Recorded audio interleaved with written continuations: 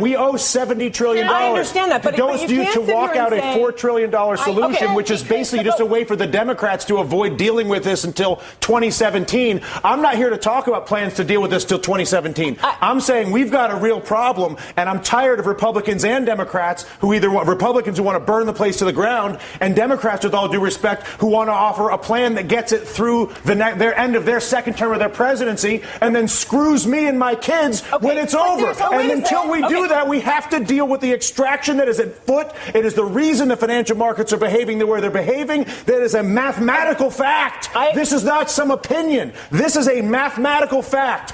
Tens of trillions of dollars are being extracted from the United States of America.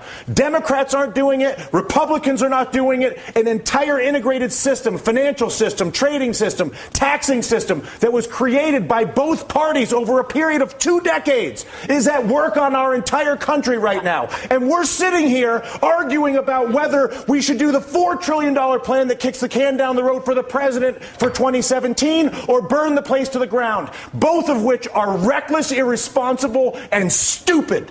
And the fact of the matter is, until we actually, and I'm sorry to lose my temper, but I tell you what, I've been coming on TV for 3 years doing this. And the fact of the matter is that there's a refusal on both the Democratic and the Republican side of the aisle to acknowledge the mathematical problem, which is that the United States of America is being extracted. It's being extracted through banking, it's being extracted through trade, and it's being extracted through taxation. And there's not a single politician that has stepped forward, Susan, to deal with this. But there's only one right now. The leader of the free world, whether you like it or not, the president of the United States is arguably one of the most powerful individuals we have out there. But and Susan, he's what you're saying is exactly the point that Dylan is making. It's not about one guy. It's about all of them. No, I actually disagree. I think Dylan's saying it is about one guy. It is about one guy. What would you like him to do? I would like him to go to the people of the United States of America and say, people of the United States of America, your Congress is bought. Your Congress is incapable of making legislation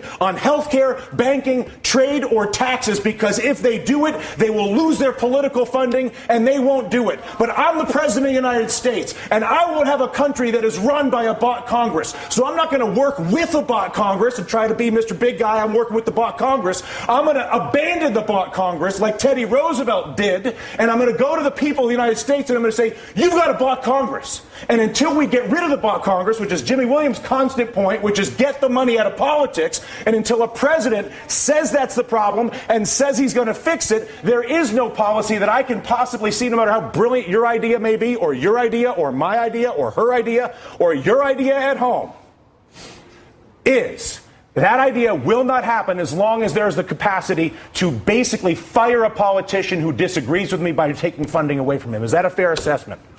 Money in politics is the root of all political evil. It is corruption at its worst. And until we step up and kick that out of the park, it's going to be the same system all and only the president could do that. We're going to No. you guys. Congress has to do it too. The Congress has to do it too. But I'll tell you what. How bad does it have to get? How much money has to be extracted? How many things have to be heard? Down to brass tacks. Okay, physically, what do? You go and give a speech right now. Right now. Right now. You say. And then what happens tomorrow? Tomorrow, what happens is you begin the process of actually investing in solving the problem. So I come out and I say, how? I create an infrastructure bank with 2% blending immediately. Once I explain to people the problem, once I explain to you have cancer, once you understand how screwed up your trade, tax, and banking policies are, believe me, you will have no issue when I incorporate an infrastructure bank that I fund with repatriated offshore money that I bring in and then use to create 2% direct lending to every business in America. Because when you realize that the banking system is fully corrupt and defrauding us,